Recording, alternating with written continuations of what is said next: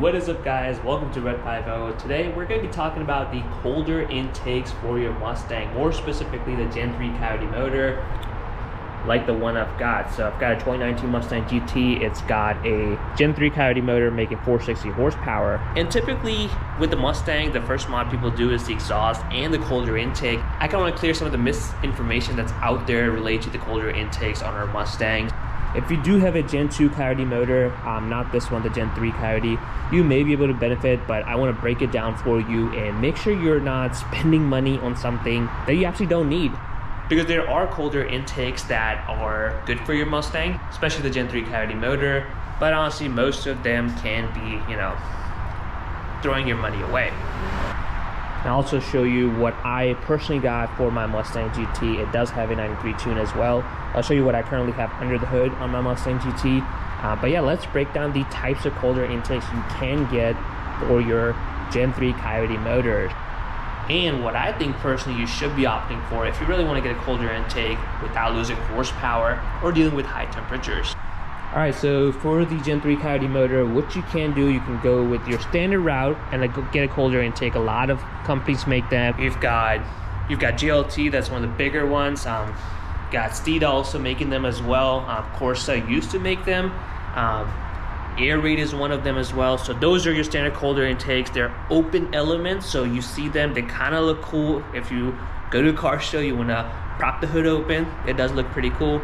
But of course, there's a downside with it because it's an open element colder intake. The downside being is because it's open element colder intake, what happens is it's actually sucking in the hot air from the engine bay because it's right next to the engine and putting it back in. So it's not really a colder intake. It's more of like hot air intake, really.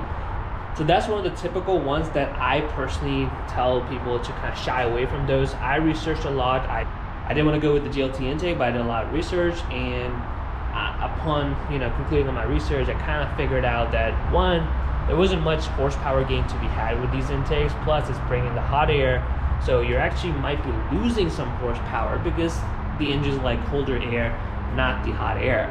Now, if you have the Gen 3 Coyote motor, what you can do, which a lot of people do, and I actually did it myself for my personal build, is actually just get a drop-in filter. Because if you have a Gen 3 Coyote motor, and I'll show you just in a minute what I did, but if you have a Gen 3 Coyote motor, it's already come with a factory colder intake. The Gen 2 Coyote motors can benefit a little bit from a colder intake. You may get like 5 wheel horsepower or so. But this one, for the 2018 and up Mustang GTs, the airbox is designed so well that you actually don't need any colder intake.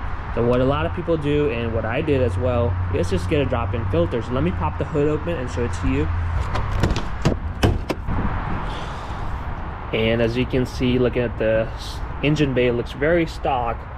And this is the stock airbox on the Gen 3 Coyote motor. But what I do have is a K&N air filter underneath here. So I replaced the stock factory air filter. I'll leave a link in the description which one I personally got. It does the job, but you're not really gonna, they claim you're gonna get a power increase. I personally did not notice any power increase, but yeah, it works fine for my purposes.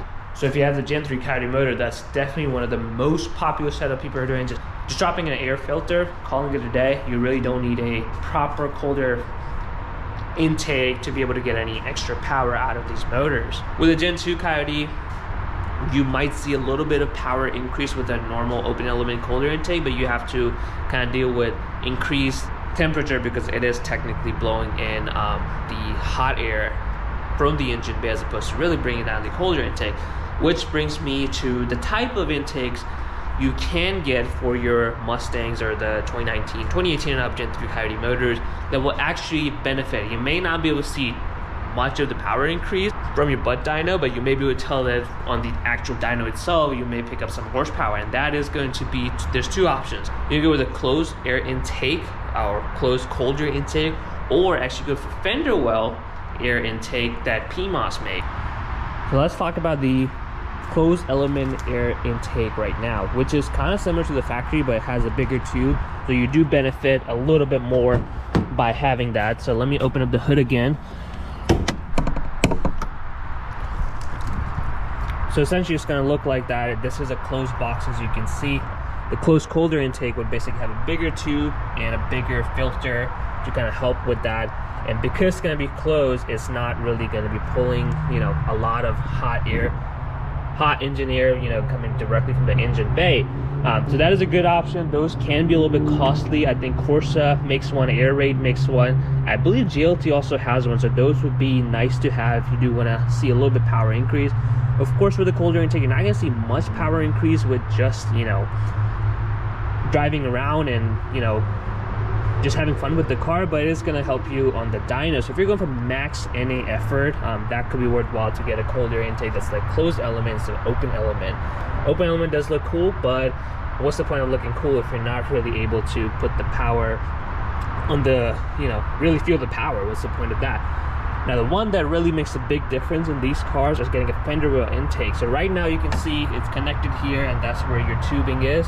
The Fender wheel will actually go from here, so it is actually bringing in the cooler air as your car is driving, basically from these vents, as opposed to drawing it from the engine bay, which is really hot when the car is running. So basically the Fender wheel intake will kind of come out of here, and I'll post a picture so you can kind of get an idea, and goes basically all the way down here. It means it's going to be drawing the colder air from here and actually, you know, taking the colder air and pumping it back into the engine. So you do actually notice a power difference on those. They can be for around $400 or so, depending on which vendor you're going with, but that you can actually notice a difference. Otherwise, for anything else, I just don't think it's worth getting a colder intake on a Gen 3 Coyote motor.